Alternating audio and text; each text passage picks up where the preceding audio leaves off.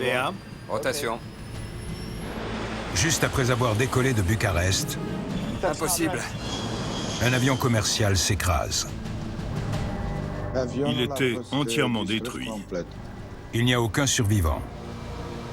Et les secours découvrent une scène insoutenable.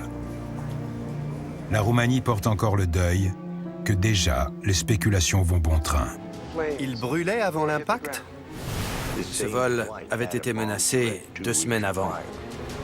Les enquêteurs trouveront-ils des traces d'un acte criminel dans l'épave? Quoi? Repassez.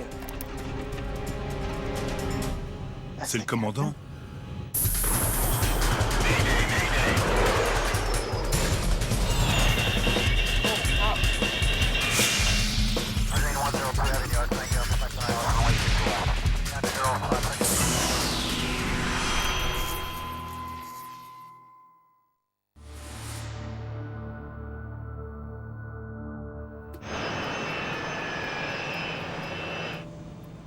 En ce vendredi matin d'hiver, l'équipage du vol Tarom 371 s'apprête à décoller de l'aéroport international de Bucarest-Otopeni. Checklist avant décollage. Commande de vol. Vérifié. Voler. Voler à 15. Je confirme. Checklist terminée. 49 passagers ont pris place à bord de l'Airbus A310 à destination de Bruxelles. On a de la place. Terry Chung est conseillère financière et elle rentre aux États-Unis après un déplacement professionnel à Bucarest. Je connaissais Terry Chung. On travaillait avec la Banque centrale de Roumanie. C'était une professionnelle formidable et une femme formidable. C'est un vrai bonheur d'avoir des gens comme elle. Un vrai temps de Mars. Malgré la neige, le vol est à l'heure. Tournez au 270. 371, autorisé décollage. 371, autorisé décollage. Autorisé niveau 370. Prêt à décoller? Prêt à décoller. L'officier pilote de ligne Yonel Stoy sera pilote en fonction sur ce tronçon du trajet.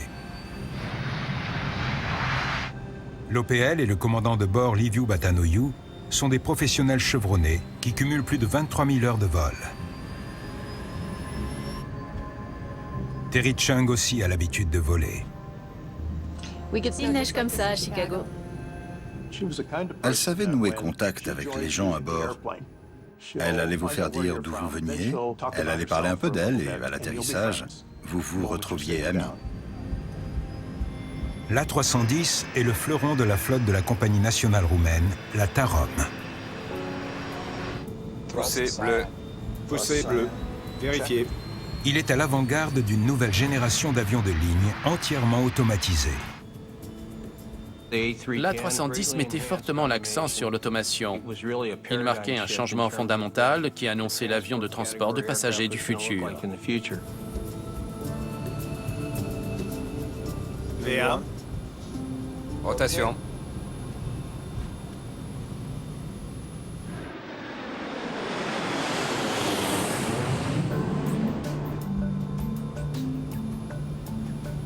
À vous les commandes, à moi les gaz.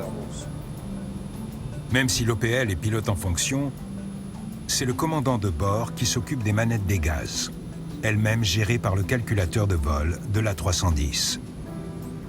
L'automanette réduit considérablement la charge de travail parce qu'elle gère la poussée en fonction des performances de vol lors du décollage, de la montée, de la descente et même de l'atterrissage. Tout le monde adorait la 310 et s'émerveillait devant sa technologie. En plus, il était très agréable à piloter. À l'époque, c'était l'avion à la pointe sur le plan technique de la flotte de la Tarom. Vario positif. Rentrez le train. Le décollage se passe sans histoire. Train rentré. L'avion fera un vol de 3 heures vers le nord-ouest avant d'atterrir à Bruxelles. Direct Sierra Tango Juliette.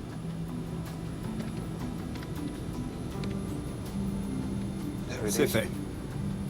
Juste après le décollage, l'avion vire à gauche vers son premier point de cheminement. Tournez au 270.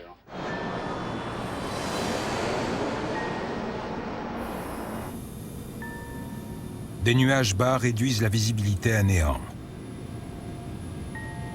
Mais l'équipage a l'habitude de voler en ne se fiant qu'aux instruments de bord. Un peu à gauche. Tous les équipages se forment au pilotage en conditions de vol aux instruments. Dans ce mode, les écrans d'affichage ne doivent signaler aucun problème particulier. Les équipages s'y entraînent expressément. C'est normal.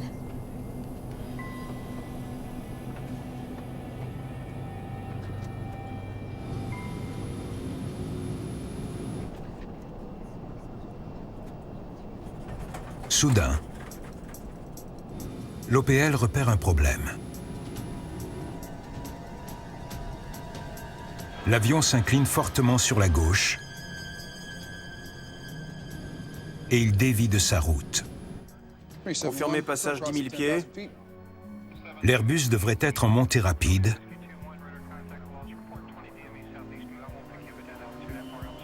Or, il fonce vers le sol. Mon Dieu! Terry Chung voyageait beaucoup. Donc elle a dû se douter qu'il y avait un problème très grave. Après moins de 2 minutes en vol, l'A310 est en grand danger. Impossible.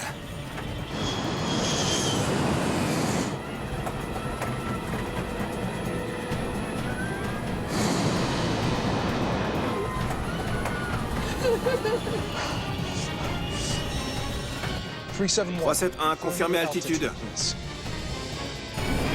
Redressé. Guérin.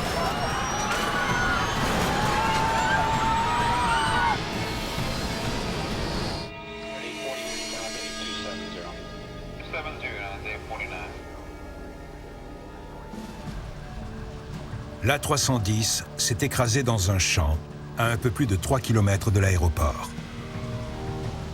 Les pompiers mettent 1h30 à circonscrire l'incendie. À 1770 km de là, à Bruxelles, on attend bientôt avec inquiétude des nouvelles de l'avion. 32 des 49 passagers sont de nationalité belge. J'étais chez moi et j'ai reçu un appel. La seule information, c'était que l'avion s'était écrasé. Une fois l'incendie éteint, il devient évident qu'il n'y a aucun survivant.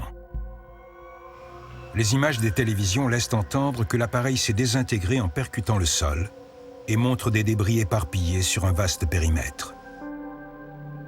Les pompiers découvrent un véritable carnage. Le bilan fait état de 60 victimes.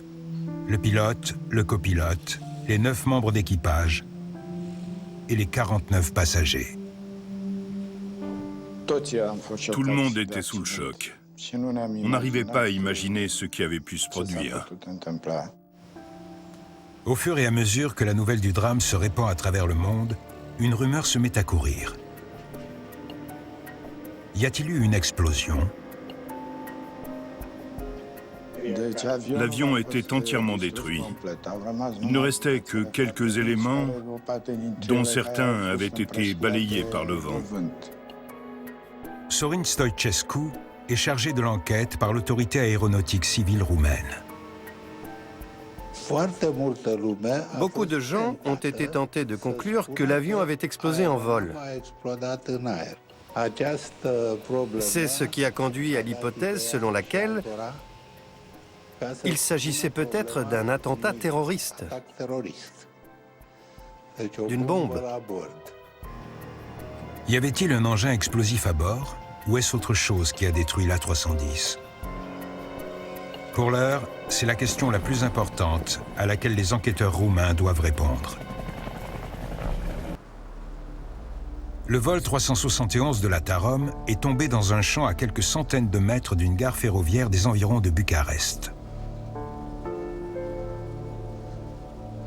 Les 60 personnes qui se trouvaient à bord sont décédées. C'est l'accident le plus meurtrier de l'histoire de la Roumanie.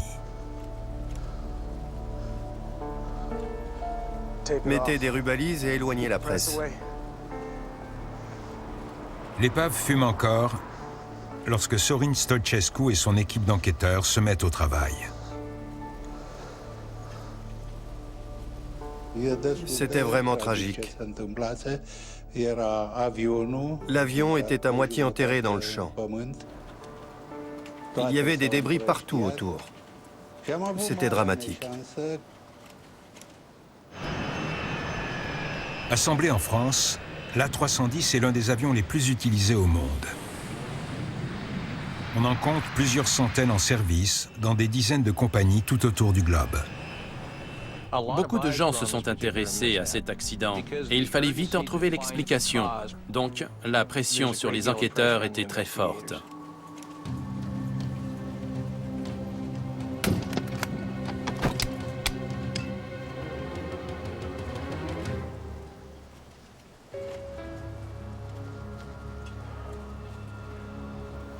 Il faut des engins de chantier. L'enquêteur en chef n'a que des débris d'aluminium carbonisé éparpillés dans un champ pour démarrer ses investigations.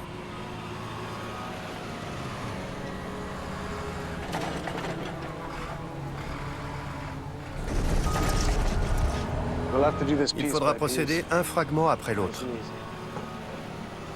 Mettez ça là-bas. Le gros des débris repose au fond d'un cratère d'environ 6 mètres et l'extraction s'annonce laborieuse.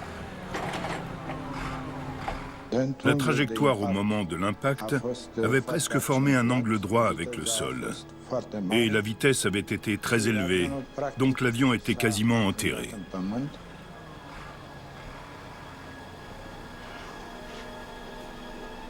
Si ça, c'est l'aile gauche, et ça, le cône de nez, il était à la verticale. La forme du cratère apporte une première certitude. L'avion avait le nez pointé vers le sol à un angle inimaginable de 80 degrés. Ce qu'on observait indiquait sans l'ombre d'un doute que le choc avait été extrêmement violent.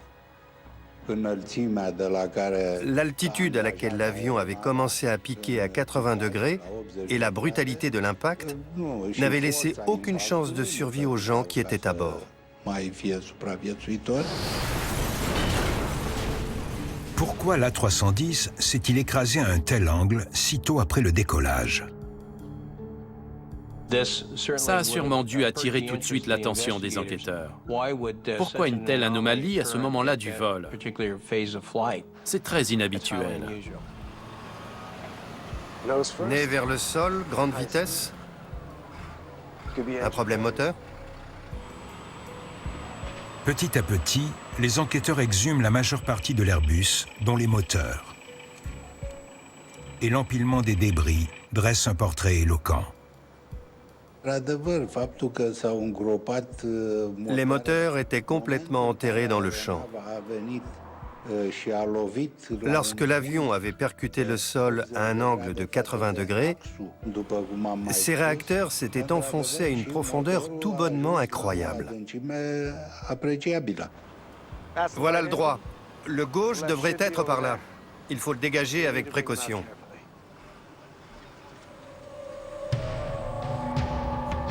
En effet, l'enjeu est de taille. Les familles des victimes commencent à arriver dans la capitale roumaine pour identifier les dépouilles, ainsi que des enquêteurs français et belges qui vont assister l'équipe locale. Étant donné que près de 250 A310 volent à travers le monde, il convient de déterminer si un défaut de conception est à l'origine de ce drame.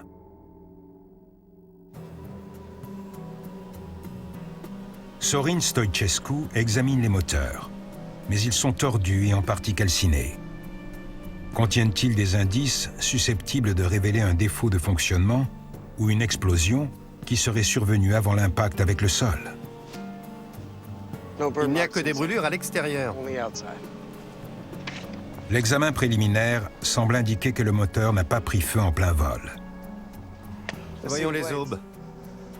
Elles sont très endommagées, ce qui est logique compte tenu de la violence de l'impact. Mais un enquêteur peut déduire beaucoup de choses de l'orientation des dégâts qu'elles présentent. Vous voyez? C'est dû à l'impact. Ces dégâts laissent entendre que les aubes se sont tordues lorsqu'elles ont percuté le sol, pas avant. Cette première analyse semble donc permettre d'écarter le problème moteur comme explication de l'accident.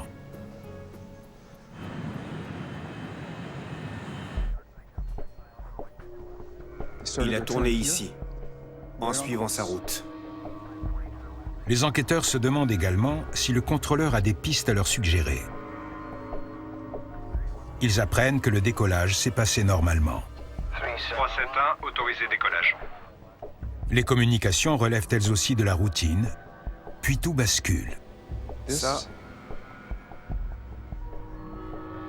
c'est ce qu'il aurait dû faire. Pas ça.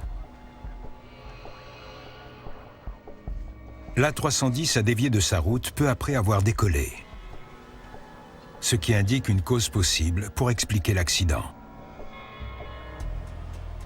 Ils ont dégivré ou pas? Sorin Stoichescu se demande si les chutes de neige ont conduit à une accrétion de glace sur les ailes. L'enquête prend toujours en compte les mauvaises conditions météo. Oui? À quelle heure? 9 h du matin? Mais l'avion a été dégivré correctement avant de décoller. Et les pilotes étaient avertis des conditions météorologiques. Dans le cas présent, ils avaient été informés de la météo. L'armée roumaine arrive en renfort pour transporter les débris jusqu'à un hangar à proximité du lieu de l'accident.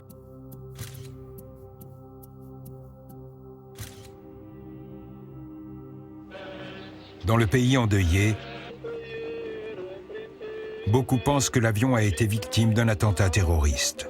Cette hypothèse vire bientôt à l'obsession. Et les journalistes ne font que l'alimenter. Des radios et des journaux en Roumanie laissent entendre que c'est l'œuvre de terroristes. Qui a mis une bombe à bord? Les idées les plus folles circulent, allant de la mafia à des intégristes islamiques. L'enquête vient à peine de commencer lorsque la menace d'un attentat à la bombe conduit à la fermeture de l'aéroport de Bucarest. Un appel anonyme prétend qu'il y a une bombe à bord d'un avion de la TAROM à destination de Paris. Les deux événements sont-ils liés? L'appareil se déroute aussitôt, mais on n'y trouve aucun explosif. Il faut prendre le temps de reconstituer ce qui s'est passé pour déterminer avec la plus grande probabilité la cause de l'accident. Des témoignages confortent l'hypothèse de la bombe. Donc, il brûlait avant l'impact? Plusieurs individus disent avoir vu une explosion avant que l'A310 ne touche le sol.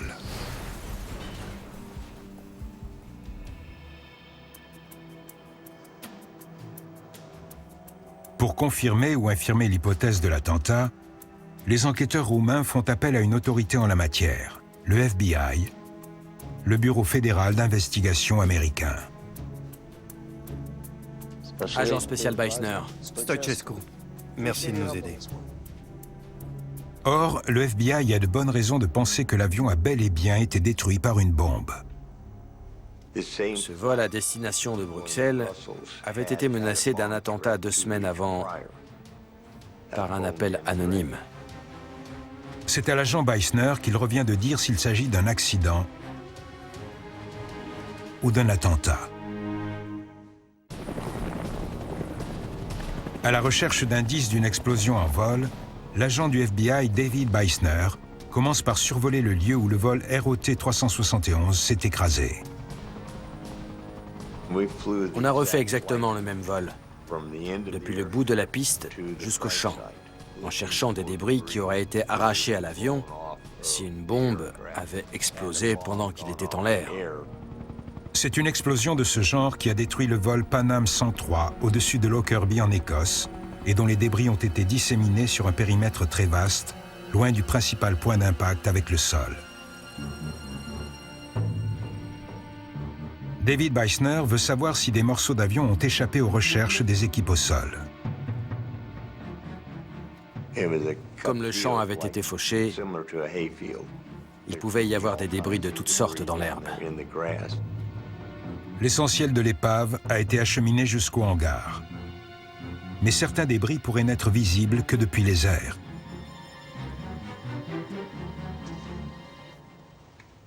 Il n'y a rien. On n'a rien trouvé qui sortait de l'ordinaire. Il n'y avait ni débris, ni carburant à terre. Mais David Beisner persévère. Je prends celui-là. Il inspecte les débris récupérés dans le champ, à la recherche de fragments susceptibles de porter des traces laissées par un explosif, comme des brûlures ou des entailles caractéristiques. L'utilisation d'explosifs provoque des entailles dans le métal dont l'angle permet de localiser l'emplacement de la bombe. Les enquêteurs prélèvent des résidus sur certains débris.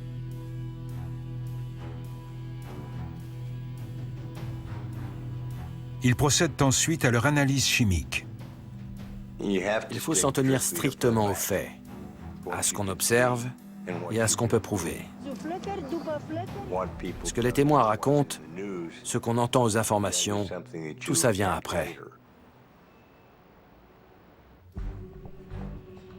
Après 5 jours de travail, le FBI arrive à une conclusion irréfutable. Il n'y a aucune trace indiquant une explosion à bord, ni aucune cause d'origine criminelle à cet accident. Affaire classée. C'est tragique que des Américains soient morts, mais ils n'ont pas été victimes d'un acte terroriste. On a invité les autorités belges et françaises à mener leur propre enquête, une par une, séparément. Elles ont été d'accord pour dire qu'il ne s'agissait pas d'un attentat terroriste. Je suis convaincu qu'il s'agit d'un accident. Les témoins qui ont dit avoir vu une explosion étaient sûrement de bonne foi. Ce qui a pu passer pour une explosion aux yeux d'un observateur au sol était peut-être un composant arraché à l'avion. Beaucoup de choses peuvent donner l'impression d'une explosion.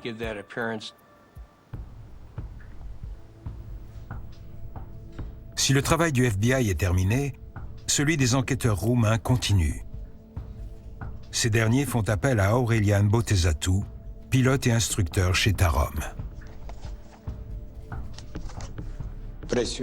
J'ai senti la pression exercée par les médias et celle exercée en interne par mon employeur, la Tarom, une fois que j'ai été nommé enquêteur.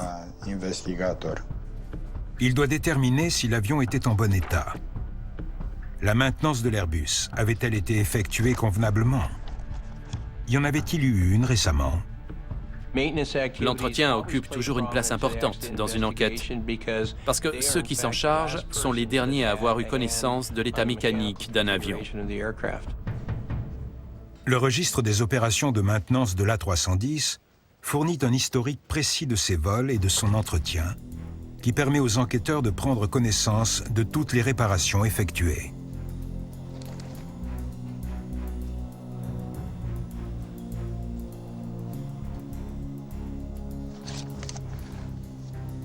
RAS. Toutes les opérations de maintenance prévues ont été réalisées en temps et en heure. Rien d'inhabituel?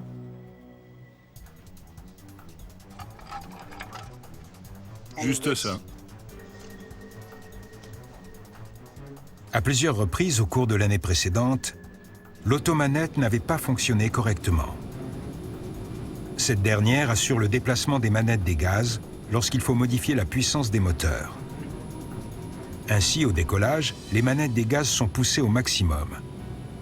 Une fois l'avion en montée, comme il y a moins besoin de puissance, les manettes doivent revenir légèrement en arrière automatiquement. Or, des pilotes s'étaient plaints qu'en montée, la manette des gaz du moteur gauche reculait trop, jusque sur ralenti, ce qui conduisait les deux réacteurs à fournir des poussées différentes. Ce dysfonctionnement ne se reproduisait pas systématiquement. Il se manifestait de manière aléatoire. Près d'un an avant l'accident, la compagnie aérienne avait placé une notice dans le registre de maintenance à l'attention des pilotes.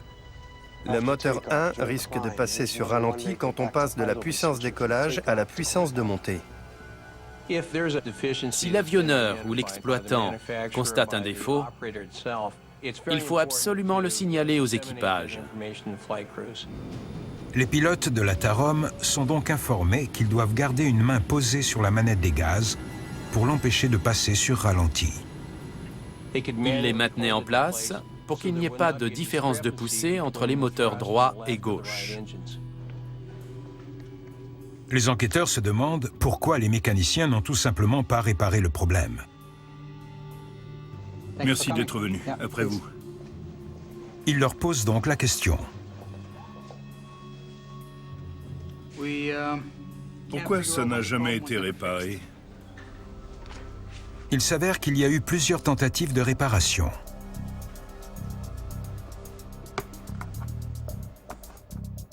Mais les mécaniciens n'ont jamais réussi à reproduire au sol le problème rencontré en vol. On sait que la panne va être récurrente, mais si les mécaniciens ne peuvent pas la constater à terre, ils ne peuvent pas la réparer. C'est extrêmement frustrant.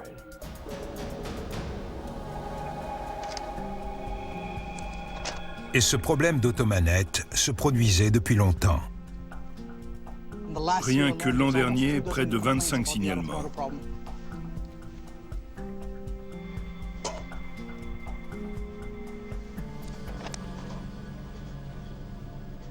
Dont un du commandant. Il s'avère que Liviu Batanoiu lui-même avait signalé ce problème quelques mois plus tôt.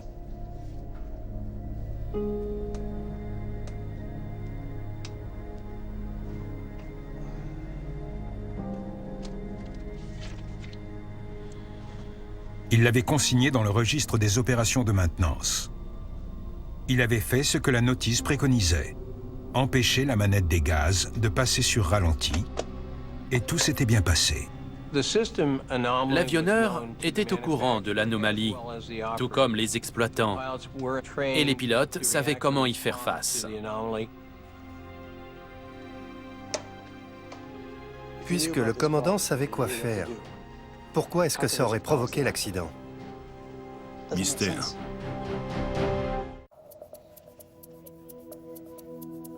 Pourquoi le vol ROT 371 de la Tarom s'est-il écrasé peu après le décollage? VA. Rotation. La réponse est peut-être à chercher du côté des pilotes. Ionel Stoy et Liviu Batanoiu ont-ils commis une erreur tragique? Bon, allons-y. D'abord, le commandant. Liviu Batanoiu a fait toute sa carrière chez Tarom. École militaire de l'air en 69. Il comptait plus de 14 000 heures de vol sur 6 types d'avions. Chapeau. Ça fait un paquet d'heures. J'avais volé avec le commandant Batanoiu. Il se préparait bien. Il était consciencieux et il faisait attention à ce qu'il faisait.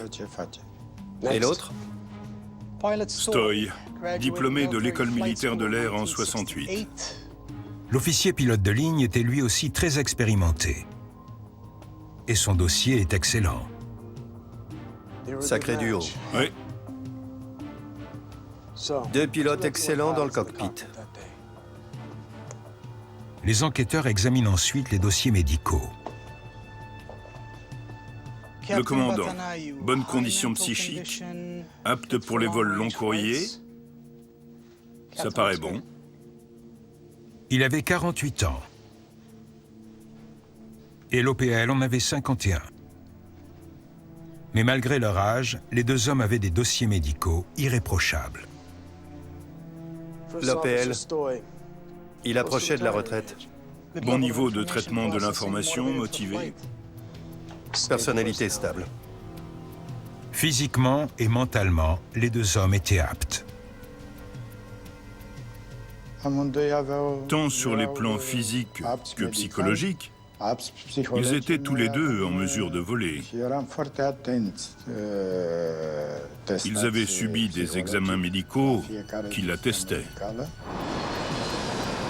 L'appareil et l'équipage satisfaisaient donc à toutes les exigences.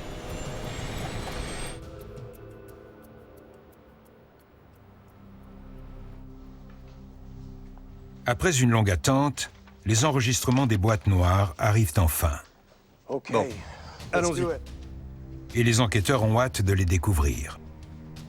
L'enregistreur de paramètres va leur révéler comment l'A310 a fonctionné lors des 2 minutes de vol. Cet enregistreur fournit des dizaines et des dizaines de paramètres concernant le vol, les composants, la position de l'avion, les interrupteurs. La première minute de données n'indique rien d'inhabituel. 371, autorisé décollage. Cela confirme que le décollage s'est déroulé normalement, comme l'a expliqué le contrôleur aérien. Mais lors de la montée, au début du virage à gauche, les données deviennent erratiques. C'est quoi? Et l'inclinaison? Au lieu de prendre une trajectoire droite en fin de virage, l'avion s'incline de plus en plus au point de basculer à 170 degrés. L'altitude. Plus l'inclinaison s'accroît, plus le nez pointe vers le sol et l'avion perd rapidement de l'altitude. Altitude maximale, 4627 pieds. Ensuite, l'Airbus commence à chuter et s'écrase 90 secondes après. Pour moi, c'était du jamais vu. Je n'avais jamais rien observé de comparable. Mais je devais me rendre à l'évidence des faits. L'A310 percute le sol à 620 km/h. La vitesse plus le carburant. Tout cela explique l'explosion phénoménale. Mais qu'est-ce qui a provoqué une telle perte de contrôle? Le mystère du vol ROT 371 est loin d'être élucidé. Pour comprendre pourquoi l'A310 a échappé à tout contrôle, les enquêteurs roumains exploitent les données du vol. Les paramètres moteurs. Sorin Stoichescu analyse le comportement des réacteurs. Le gauche est en haut, et ça, c'est le droit. Il semble n'y avoir aucun problème, mais l'enregistreur de paramètres en apprend plus qu'un examen physique. Il fournit un tableau, seconde par seconde, des performances de chaque moteur. Stop. Ça commence ici. Continuez. Comme prévu, les réacteurs tournent presque au maximum lors du décollage. Puis le gauche ralentit. Cela se produit à 2000 pieds et cela provoque un déséquilibre appelé poussée asymétrique. L'avion tournait déjà vers la gauche, mais quand le réacteur gauche a perdu de la puissance, l'A310 s'est mise à virer encore plus et à dévier de la route prévue. Vous avez la poussée? Oui, je l'ai.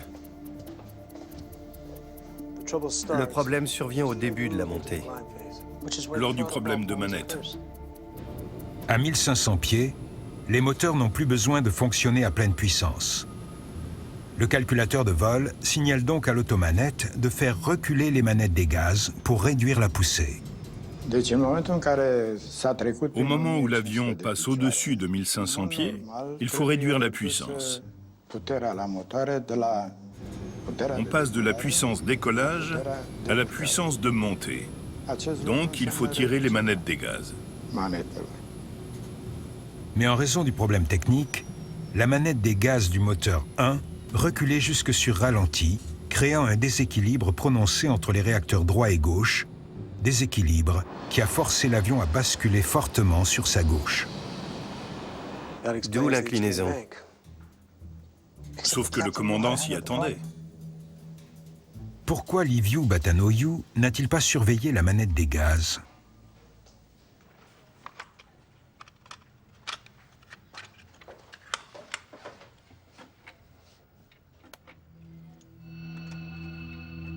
L'enregistreur phonique contient 2 minutes d'enregistrement audio qui apporteront peut-être les réponses aux questions des enquêteurs. Allons-y. Pourquoi les pilotes n'ont-ils pas actionné les manettes des gaz pour sauver l'avion? 371, autorisé décollage. Prêt à décoller? Prêt à décoller. Départ à 9h06. Tout paraît normal. L'équipage est calme et il n'y a aucun bruit inhabituel dans le poste de pilotage. V1. Rotation.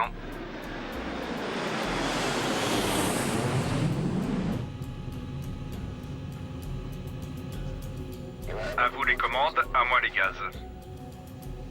Arrêtez.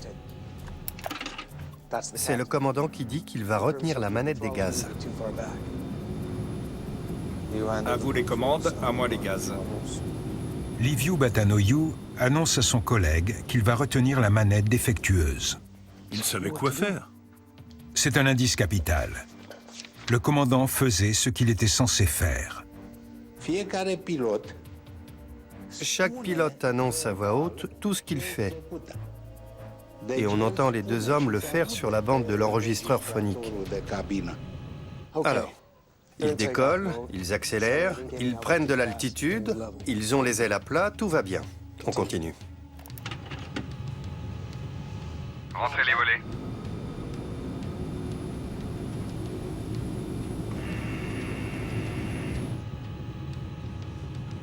Les volets sont rentrés aussitôt. Rentrez les becs.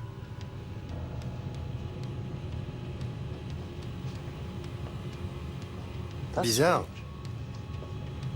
Le commandant exécute instantanément la première commande, mais ne réagit pas à la seconde. L'OPL lui demande les volets et les becs. Les volets ont bien été rentrés, mais pas les becs. Pourquoi ne pas rentrer les becs? Commandant, ça va? J'ai mal. Quoi? Repassez.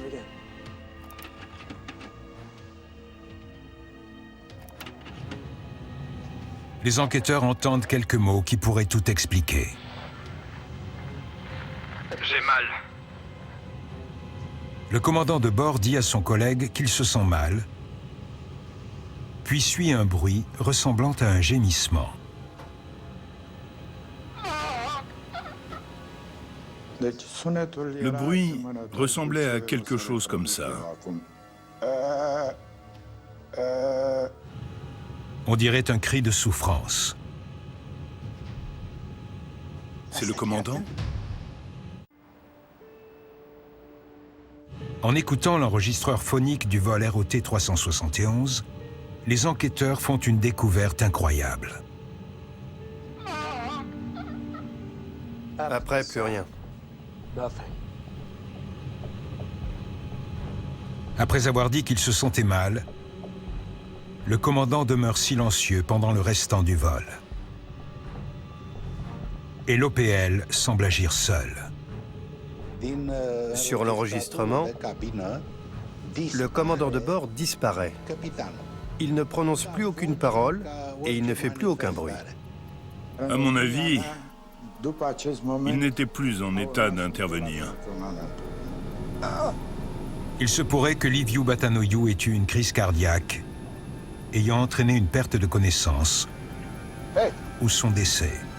Liviu! La manette des gaz passe alors sur ralenti. Plus personne ne la tient. En conséquence, le déséquilibre de poussée des moteurs s'accentue. À cause d'une incapacité du commandant de bord, l'officier pilote de ligne s'est retrouvé tout seul. Et son attention a été fortement détournée de ce qu'il avait à faire parce qu'il a essayé de venir en aide à son collègue. À partir de cet instant, l'OPL perd le contrôle de la situation. L'avion s'incline fortement à gauche et au lieu de prendre de l'altitude, il en perd. Le nez pointe vers le bas. L'avion prend du roulis à gauche à plus de 50 degrés. L'A310 est alors quasiment à la verticale. il prend du roulis, du tangage et plonge vers le sol. Les enquêteurs concluent que l'OPL ne s'est rendu compte de la gravité de la situation qu'une fois sorti des nuages.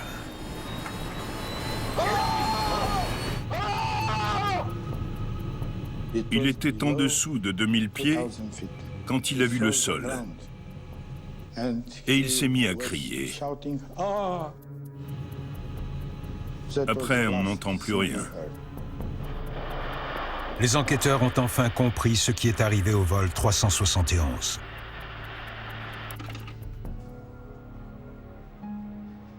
En réunissant tous les indices, ils ont reconstitué le scénario dans lequel les problèmes se sont accumulés à toute vitesse, jusqu'à submerger l'OPL.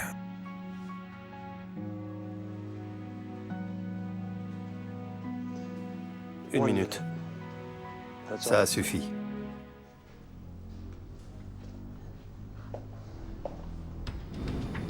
Premièrement, la météo. La visibilité était si mauvaise que Yonel Stoy ne pouvait pas s'orienter. Il ne voyait rien à l'extérieur. Si le temps avait été clair, tout aurait été différent. Un vieil adage veut qu'un seul coup d'œil par la fenêtre vaut 1000 vérifications des instruments. Si on peut regarder dehors et repérer l'horizon, tout devient beaucoup plus simple. À l'inverse, dans les nuages, quand on ne voit plus l'horizon, les choses se compliquent fortement. Ne voyant pas l'horizon, l'OPL peut douter des indications que lui fournissent ses instruments. Je pense qu'il n'avait pas conscience de la trajectoire prise par l'avion, ni de son attitude. Deuxièmement, l'incapacité de son collègue l'a distrait à un moment où l'OPL devait tout gérer. Et il a été noyé sous sa charge de travail. Il y a eu simultanément défaillance humaine et défaillance mécanique. Face à la combinaison des deux, l'OPL n'a pas réussi à trouver de solution. Le rapport final pointe 3 causes expliquant l'accident. D'abord, le recul de la manette des gaz du moteur gauche a provoqué un fort déséquilibre. Ensuite, le commandant a vraisemblablement été victime d'incapacité. Enfin, l'OPL n'a pas réussi à faire de récupération, ce que l'on peut difficilement lui reprocher. C'était un pilote exceptionnel. Mais lors de ce vol, il a eu 2 problèmes. La disparition du commandant de bord et la panne de la manette des gaz. Malgré tout, l'OPL s'est appuyé sur sa formation et sur son expérience, et il s'est efforcé de réagir face à la situation. 9 mois après le drame, Airbus diffuse 2 bulletins de service expliquant aux exploitants comment réparer la panne de l'automanette. Cette réparation devient obligatoire à peine plus d'1 an plus tard. Depuis, il n'y a plus eu aucun signalement de poussée asymétrique sur la 310. J'ai réussi à faire la preuve de ce qui s'était réellement passé à bord de cet avion. J'ai été en permanence soumis à la pression, compte tenu de la responsabilité qui était la mienne. Je devais m'assurer qu'un tel accident ne se reproduise jamais plus nulle part.